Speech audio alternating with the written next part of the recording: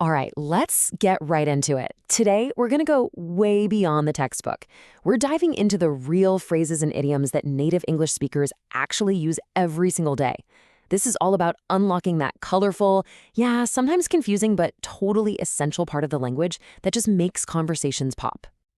So, you hear something like this, and you think, wait, what do pigs have to do with a messy room? This is a perfect, and I mean perfect example of what we're tackling today. It's an idiom, and learning these is a huge part of sounding natural when you speak English. And that really is the big question, isn't it? English so often doesn't mean what it literally says. And for anyone learning the language, that can be a massive hurdle, because if you try to translate it word for word, you just end up confused. When pigs fly simply means it's never going to happen. Okay, so here's our game plan. First, we'll talk about why just knowing words isn't enough. Then, we're going to build you a daily conversation kit, get into phrases for real-life situations, I'll share some secrets of native speakers, and finally, we'll explain some of the absolute weirdest phrases you'll ever hear. So, Section 1, Why Words Aren't Enough. This really gets to our first major point. If you're only focused on individual words and their dictionary definitions, you are going to miss the real meaning behind a ton of everyday conversations. And this slide just lays it out so perfectly, right? It shows the huge gap between the words themselves and what they actually mean. On the left, you've got the literal image, hitting a nail with a hammer. Simple enough. But the idiomatic meaning on the right is in a completely different universe. To hit the nail on the head means to be spot on, precisely right about something. So let's get a really clear definition on the table. An idiom is basically a phrase you're not supposed to take literally. Its meaning is tied to culture, which is exactly why you can't just guess what it means from the words alone. And trust me, getting a handle on these is a major step toward real fluency. All right, let's get practical. Section 2, your daily conversation kit. This is all about those foundational phrases you absolutely need for smooth, everyday chats. Think of these as the tools that'll build your confidence right from the very first hello. So instead of the more formal "how are you," which sometimes feels like it needs a long answer, native speakers will almost always use quick, casual greetings. Things like, "How's it going?" or just, "What's up?"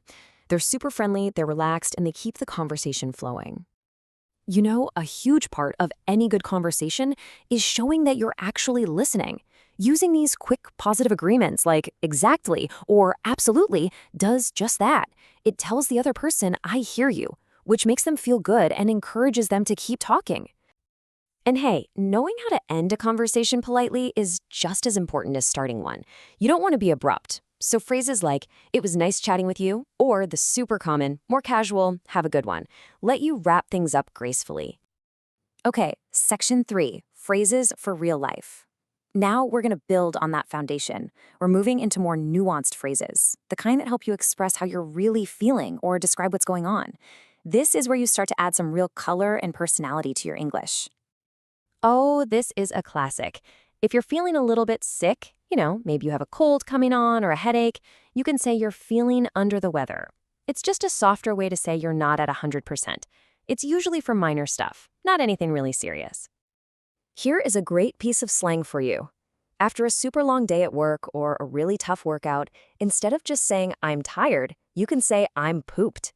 It's very informal, but it's a super common way native speakers talk about being totally exhausted.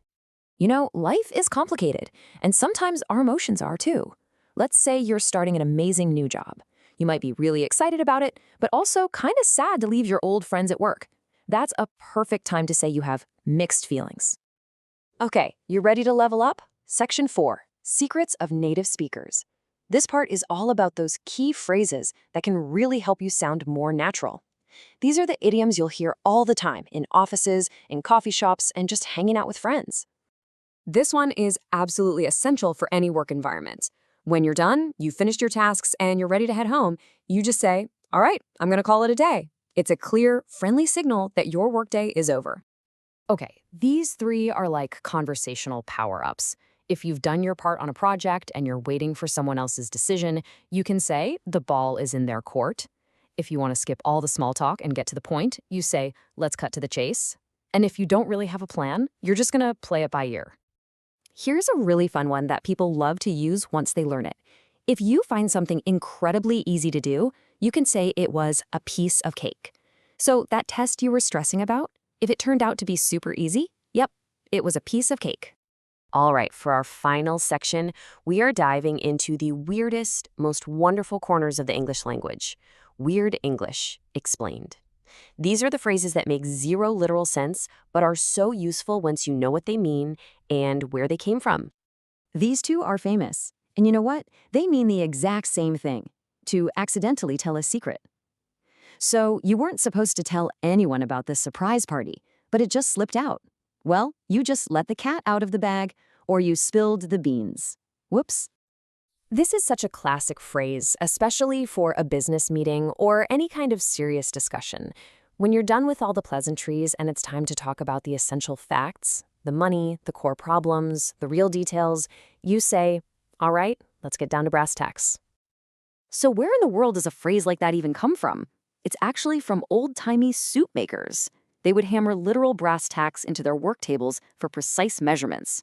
So getting down to the brass tacks meant getting to the most fundamental, factual part of the job. Kind of cool, right? And knowing the story makes it so much easier to remember. Look, when it all comes down to it, this is the most crucial point. Learning these idioms isn't just a vocabulary quiz. It's about understanding culture and nuance and humor. It is the key that unlocks a much deeper level of communication and real connection with people. So I'll leave you with this question. English is absolutely full of these strange and wonderful expressions. I want you to think about the ones you've bumped into. What's the weirdest English phrase you know?